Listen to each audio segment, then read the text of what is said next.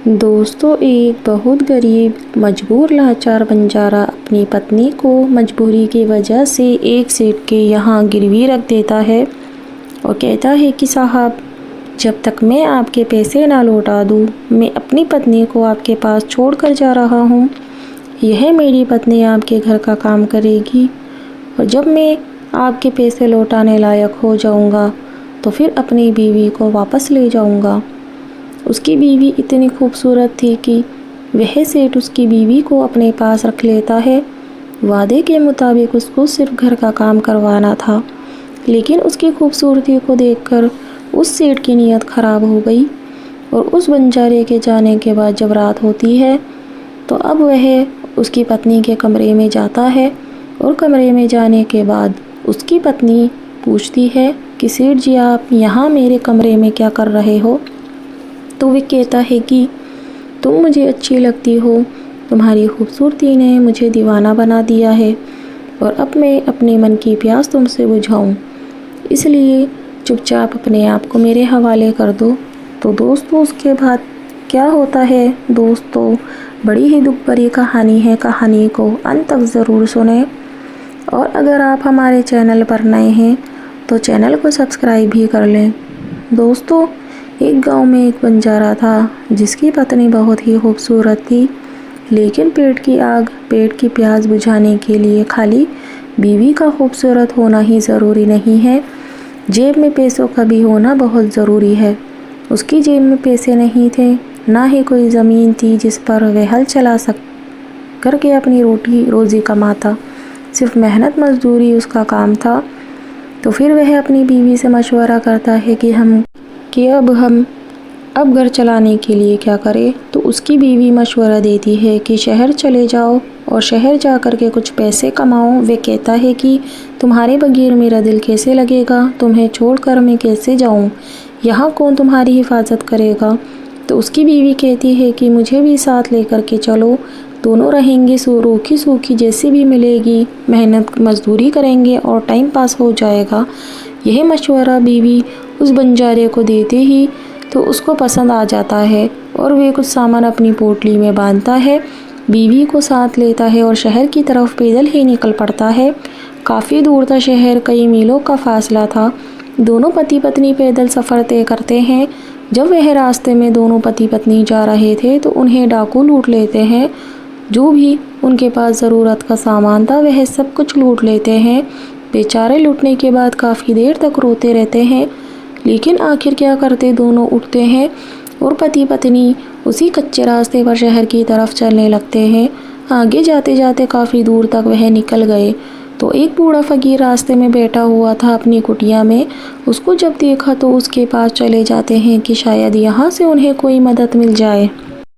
वहाँ जाकर के वह बंजारा कहता है कि मैं बड़ा परेशान हूँ, रास्ते में हम पति पत्नी आ रहे थे, सब कुछ हमारा जो भी हमारे पास था वह सब कुछ लूट लिया, ना ही खाना खरीदने के लिए हमारे पास पैसे हैं, इसलिए आपको यहाँ बैठे हुए देखा तो शायद आप कुछ मदद कर दें, आपके पास तो कुछ पैसे हों। तो वह फ़कीर कहता है कि मेरे पास तुम्हारी मदद करने के लिए कुछ नहीं है, हाँ इतना ज़रूर है कि तुम्हें एक रास्ता दिखा सकता हूँ कि जहाँ से तुम्हारी मदद हो सकती है। तो बंजारा बड़ा खुश होता है और कहता है कि साहब, मुझे ऐसी जगह बता दो कि जहाँ पर मेरी मदद हो जाए। तो वह कहता है कि जल्दी से शाम होने से पहले पहले शहर पहुँच जाओ और वहाँ एक सेठ है, वह बड़ा मशहूर है, वह लोगों को पैसे देता है, उनकी ज़रूरतें पूरी करता है, शायद वो तुम्हारी भी ज़रूरत पूरी कर दे, वहाँ उसके पास पहुँच जाओ। तो वो तेज़ तेज़ कदम बढ़ाकर उस फ़कीर की बात सुनने के बाद आगे बढ़ते हैं। जैसे तैसे करके शहर आते हैं और पूछते पूछते उस सेठ के घर पर पहुंच जाते हैं। सेठ के घर पर जब बंजारा और उसकी बीवी पहुंचते हैं और सेठ ने जब नज़र उठाकर उस बंजारे की बीवी को देखा तो उस पर आशिक हो गया, क्योंकि वह बंजारे की बीवी इतनी खूबसूरत थी कि उसे एक बार जो भी देख ले वे देखता ही रह जाए। और फिर वह सेठ उस बंजारे से पूछता है कि बताओ भाई, मेरे यहाँ पर आप किस लिए आए हो, क्या परेशानी है। तो बंजारा कहता है कि साहब, मुझे कुछ पैसों की ज़रूरत है, मैं रास्ते से आ रहा था तो मुझे डाकुओं ने लूट लिया, मेरी पत्नी के जो भी सोना चांदी पहना हुआ था वह सब ले गए और जो हमारे पास पैसे थे वह भी सब ले गए। हम काम की तलाश में शहर में आ रहे थे और किसी ने आपका पता बताया है तो आपके पास चला आया। वे सेठ कहता है कि यह बात तो ठीक है कि मैं लोगों की मदद करता हूँ, पैसे देता हूँ, लेकिन भाई आज के समय में बिना किसी मतलब के कोई किसी को कुछ नहीं देता, इसलिए मैं पैसे देता हूँ, लेकिन ज़मानत के तौर पर कोई चीज़ रखता हूँ। तुम्हारे पास कोई सोना चांदी कोई जेवर अगर ज़मानत पर रखने को है तो दे दो, मैं तुम्हें बदले में पैसे दे दूँगा। अब बेचारा बंजारा क्या करता, उसके पास क्या था? कुछ नहीं था उसके पास। तो उसने कहा कि सेठ जी मेरे पास तो कुछ नहीं है। अब सेठ ने कहा कि तो फिर तुम्हें पैसे नहीं मिलेंगे। उसके बाद बंजारा अपनी बीवी को देखता है और उसकी आंखों में आंसू आते हैं और फिर सेठ की तरफ देख कर के कहता है कि साहब मेरे पास तो ज़्यादा कुछ नहीं है, मेरी ये बीवी है, इसको मैं आपके पास गिरवी रख सकता हूँ और इसको गिरवी रख लो जब तक मैं आपके पैसे ले जा कर के कोई कारोबार करता हूँ, और जब तक मैं आपके पैसे वापस नहीं लौटाता तब तक मेरी बीवी आपके यहाँ गुलाम बनकर रहेगी। इससे आप घर का कोई भी काम करवा सकते हो। सेठ तो चाहता यही था क्योंकि उसकी बीवी पर उसकी नीयत ख़राब हो गई थी, लेकिन बंजारा कहता है कि साहब सिर्फ आपको मेरी बीवी से घर का काम कराना है और मैं आपको अमानत के तौर पर अपनी बीवी सौंप कर जा रहा हूँ। सेठ कहता है कि ठीक है भाई साहब, आप बताओ कितने पैसों की ज़रूरत है। वो कुछ पैसे बताता है। सेठ उसको वे पैसे गिन कर दे देता है और बंजारा पैसे लेकर वहाँ से चला जाता है। उसके जाने के बाद सेठ बंजारे की बीवी को एक कमरे में भेज देता है। जब रात होती है तो सेठ बंजारे की बीवी के पास रात को कमरे में पहुंचता है। वह उसको देखती है तो डर जाती है और कहती है कि साहब आप यहाँ क्या कर रहे हो। अब सेठ कहता है कि मैंने तुम्हें गिरवी रखा है, तुम मेरी गुलाम हो तो मैं तुम्हारे साथ कुछ भी कर सकता हूँ, गुलामों के साथ तो कुछ भी किया जा सकता है। तो बंजारे की बीवी कहती है कि साहब मेरा पति तुम्हारे यहाँ पर मुझे घर का काम करने के लिए कह कर के गया है, मैं तुम्हारे साथ इस तरह के काम कभी नहीं करूँगी। सेठ कहता है कि उस बंजारे में गरीब में क्या रखा है, मुझे देखो मेरे पास दौलत है, पैसे की कोई कमी नहीं, तुम्हें रानी बना कर के रखूँगा, बस मेरी बात मान लो, रात को बस थोड़ी देर के लिए मुझे अपनी बाहों में जगह दे दिया करो। तो वो औरत कहती है कि मैं अपने पति के साथ बेवफाई नहीं कर सकती हूँ, मैं अपना जिस्म तुम्हें कभी नहीं दूंगी और मैं अपने पति को क्या जवाब दूंगी जब वह मुझे ले करके जाएगा यहाँ से, और मुझे उम्मीद है कि एक ना एक दिन वह ज़रूर आएगा और मुझे यहाँ से ले करके चला जाएगा। तो सेठ कहता है कि जब देखी जाएगी अब तुम मेरे पास गिरवी रखी हो और मैं अपनी मनमानी करूँगा। फिर वे औरत किसी भी तरह से उस सेठ के साथ रात गुजारने के लिए तैयार नहीं हुई। उसने कहा कि अगर तुमने ज़्यादा ज़बरदस्ती करने की कोशिश की तो मैं अपनी जान दे दूँगी। सेठ ने कहा कि देख लो, सोच लो। अब वह औरत कहती है कि देखो सेठ, 3 महीने का समय है, मैं आपको 3 महीने का समय देती हूँ, मेरा पति अगर 3 महीने के बाद नहीं लौटता है तो फिर आप मेरे साथ कुछ भी कर सकते हो, लेकिन आप 3 महीने तक मुझे हाथ नहीं लगाओगे। तो सेठ में और उस औरत में यह बात तय हो जाती है। दिन गुजरने लगते हैं। उधर में बंजारा जो सेठ से पैसे लेकर के गया था वह पैसे से कारोबार करता है और उसके कारोबार में इतनी तरक्की हो गई कि 3 महीनों तो बहुत दूर की बात थी, उसने 2-2.5 महीने के अंदर अंदर इतने पैसे कमा लिए कि वह सेठ का कर्जा वापस करता और अपने कारोबार के लिए भी उसके पास पैसे बच जाते। अब उसने यही सोचा कि वह अपनी बीवी को वहाँ से छुड़ा लाए और अपने पास अपने साथ रखे, क्योंकि बीवी से उसको जुदा हुए 2-2.5 महीने हो चुके थे। और फिर वह सेठ के पास आता है और उससे कहता है कि सेठ जी मेरी पत्नी मुझे वापस कर दीजिए। अब सेठ की नीयत ख़राब हो चुकी थी और वह कहता है कि तुम्हारी पत्नी तो मर गई। तो बंजारा कहता है कि मर गई, ऐसे कैसे मर गई मेरी पत्नी। तो सेठ ने उससे कहा कि भाई जब तुम मेरे पास अपनी पत्नी को गिरवी रख करके गए थे तो उसे इतना सदमा लगा कि वह बीमार रहने लगी। मैंने काफ़ी इलाज कराने की कोशिश की लेकिन वह बच नहीं पाई और फिर वो बंजारा दिल पकड़ कर बैठ जाता है। बड़ी उम्मीदों के साथ वह अपनी बीवी को छुड़ाने आया था, लेकिन सेठ ने उसको जो बात बताई उसको सुनकर तो उसके पैरों के नीचे ज़मीन ही खिसक गई थी। उसकी तो दुनिया ही उजड़ गई थी और अब वो बेचारा क्या करता। अब वह सेठ से कहता है कि सेठ जी, जो होना था वो हो गया। शायद मेरी बीवी मेरी किस्मत में नहीं थी, लेकिन यह अपने पैसे वापस ले लो। तो सेठ कहता है कि भाई, जब मैं आपकी अमानत को वापस नहीं दे सका तो फिर ये पैसे वापस कैसे ले सकता हूँ। इन पैसों को तुम ही ले जाओ और दूसरी शादी कर लो। अब वो बेचारा मायूसी की हालत में वापस अपने गांव जा रहा था तो वही फ़कीर उसको दोबारा मिल जाता है और वो बंजारे से पूछता है कि मुसाफिर बंजारे, कहाँ से आ रहे हो। तो वे कहता है कि बाबा, क्या बताऊँ आपको, आपके बताए हुए उस सेठ के पास में गया था और मैंने उससे पैसा लिया था। पैसे के बदले मैंने उसके पास अपनी बीवी को गिरवी रख करके चला गया था और उन पैसों से मैंने अच्छा खासा कारोबार किया और मैंने 2-3 महीने में इतना पैसा कमा लिया था कि मैं अपनी बीवी को छुड़ा सकूं। लेकिन वह सेठ कहता है कि मेरी बीवी तो मर गई है।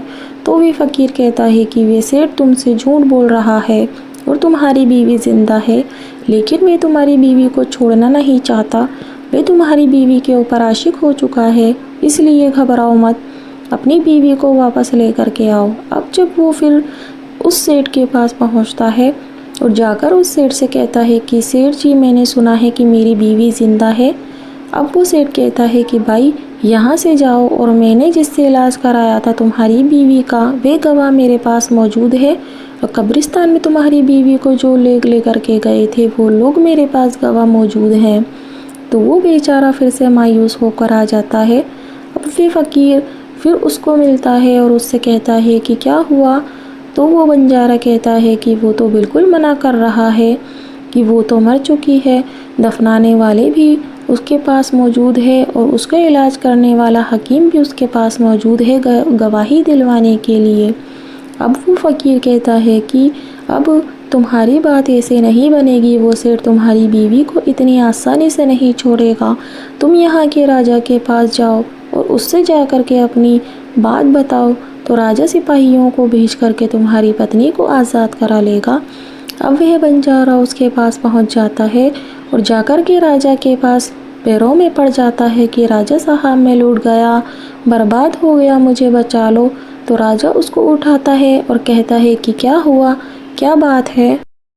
फिर बंजारा अपनी बात बताता है कि राजा साहब, मैं अपनी पत्नी को एक सेठ के पास गिरवी रख के गया था, अब उसके पैसे लौटा रहा हूँ, लेकिन वह मेरी बीवी को लौटाने के लिए तैयार नहीं है। उस बंजारे की सारी बात सुनकर राजा अपने सिपाहियों को हुक्म देता है कि जाओ उस सेठ को गिरफ्तार करके हमारे दरबार में पेश करो। फिर सिपाही जाकर सेठ को पकड़ कर ले आते हैं और दरबार लगता है। तो वह राजा उस सेठ से कहता है कि भाई, तुम इतनी इसकी पत्नी को वापस क्यों नहीं कर रहे हो। तो वह कहता है कि साहब, मरी हुई औरत को वापस कैसे कर सकता हूँ जबकि वह मर चुकी है। वह राजा कहता है कि तुम्हारे पास कोई गवाह, कोई सबूत है। तो उसने पहले ही हकीम और उन 4 लोगों को तैयार करके रख रखा था जो उसकी गवाही देने के लिए आए थे। फिर वो सेठ उन गवाहों को दरबार में पेश करता है। अब राजा पूछता है कि हकीम जी, आपने उस औरत का इलाज किया था। तो हकीम कहता है कि जी हाँ, मैंने उस औरत का इलाज किया था। काफ़ी दिनों तक उसका इलाज चला, लेकिन वह बच नहीं पाई। फिर वो 4 लोग भी कहते हैं कि हम सब अपने हाथों से उसका जनाजा लेकर गए थे और उसको दफना दिया था। अब बात ख़त्म हो जाती है। अब राजा उस बंजारे से कहता है कि देखो, ये गवाह भी मौजूद है और सबूत भी मौजूद है, अब कुछ नहीं किया जा सकता। अगर वाकई तुम्हारी पत्नी ज़िंदा होती तो मैं ज़रूर दिलवा देता। अब उस बंजारे की आखिरी उम्मीद भी ख़त्म हो चुकी थी। अब वापस वह उस फ़कीर से मिलता है और उससे कहता है कि राजा ने भी इंसाफ नहीं किया मेरे साथ, अब मैं क्या करूं। तो फ़कीर कहता है कि तुम राजा के पास एक बार और जाओ और जाकर उससे कहो कि राजा साहब, सिर्फ 3 घंटे के लिए आप अपनी गद्दी छोड़ दो और एक फ़कीर को राजा बना दो, तो 3 घंटे के लिए तो मुझे इसका इंसाफ मिल जाएगा। यह बात फ़कीर उस बंजारे से कहता है, देख लो जा कर के अगर बात बनती है। अब वे बंजारा फ़कीर की इस बात को सुनकर फिर से राजा के पास पहुंचता है और कहता है कि राजा साहब, 3 घंटे के लिए आपको अपनी गद्दी छोड़नी होगी। एक फ़कीर दरवेश हैं जो मेरी बीवी की ज़िंदा होने का दावा करते हैं कि वह ज़िंदा है और वह उसको वापस दिला के रहेंगे। अब इस बात को सुनकर राजा कुछ सोचता है और कहता है कि ठीक है, कौन है ऐसा फ़कीर जो तुम्हारी बीवी को वापस ला सकता है? अगर तुम्हें इंसाफ मिलता है तो 3 घंटे के लिए मैं अपना दरबार उस फ़कीर के हवाले करने के लिए तैयार हूँ। उसको मैं राजा बना देता हूँ। अब उस फ़कीर को राजा के दरबार में बुलाया जाता है और फ़कीर को राजा की गद्दी पर बिठा दिया जाता है और उसे सारी अथॉरिटी दे दी जाती है। अब फ़कीर जब उस राजा की गद्दी पर बादशाह बन कर के, तो अब उसके ने सबसे पहले सेठ से कहा कि सेठ बताओ कि इस बंजारे की पत्नी कहाँ है? तो सेठ फिर से वही बात कहता है कि वह मर गई। अब वह कहता है कि गवाह पेश करो। तो अब गवाह के तौर पर सबसे पहले हकीम को पेश किया जाता है। अब फ़कीर ने हकीम से पूछा कि एक बात बताओ, तुम जब उस औरत का इलाज कर रहे थे तो क्या वह औरत तुम्हारे पास आती थी या तुम उस सेठ के घर पे जाते थे? सारी बात सही सही बताना, वरना ये राजा का दरबार है, यहाँ पर झूठ बोलने पर गर्दन काट दी जाती है। तो इस बात को सुनकर वह हकीम डर जाता है और कहता है कि राजा साहब, ना तो मैं इसके घर गया और ना ही मैंने उस औरत को देखा। मेरे पास तो यह सेठ आता था दवाई लेने के लिए। अब वह फ़कीर कहता है तो इसका मतलब ये है कि तुम बिना मरीज को देखे दवाई देते। अगर कोई दवाई तुम्हें मरीज को बिना देखे दी तो उस दवाई का उल्टा असर उसको हो गया तो वह मर जाएगा। अब फ़कीर को राजा बना हुआ था, वो कहता है कि वो औरत जो मरी है तुम्हारी दवाई से मरी है।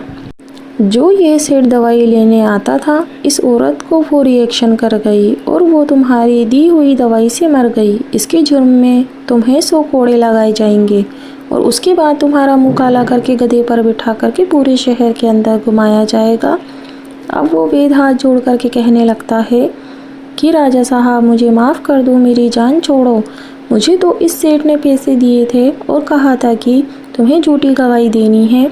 अब सेठ के चेहरे पर भी पसीना आने लगा था क्योंकि वेद भी झूठा साबित हो चुका था। अब उसके बाद में उस वेद को गिरफ्तार कर लिया जाता है और उसके हाथों को रस्सियों से बांध दिया जाता है और उसके जिस्म को नंगा करके उसकी कमर पे 100 कोड़े मारे जाते हैं।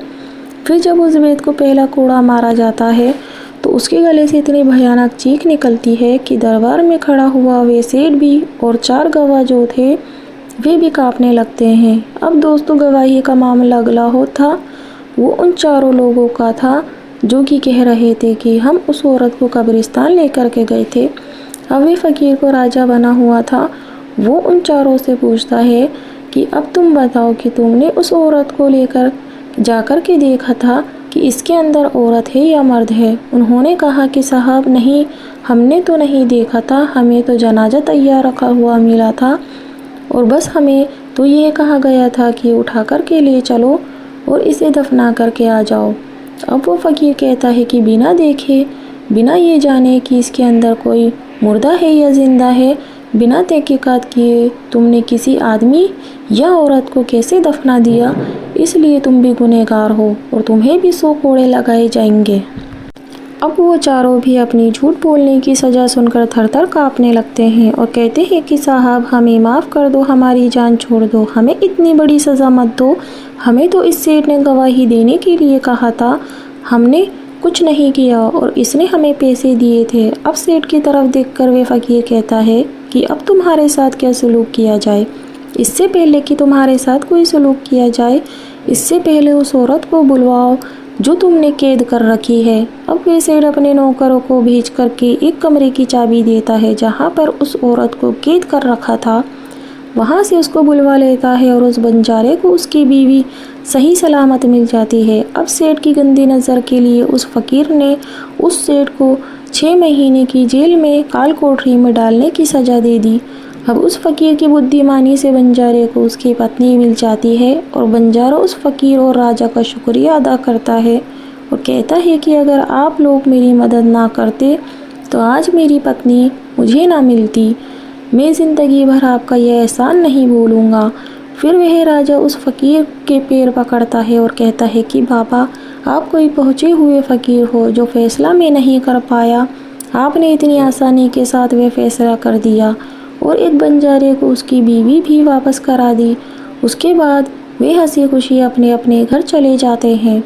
तो दोस्तों, ये कहानी आपको कैसी लगी कमेंट करके हमें ज़रूर बताएं। मिलते हैं अगली वीडियो में एक नई कहानी के साथ। धन्यवाद।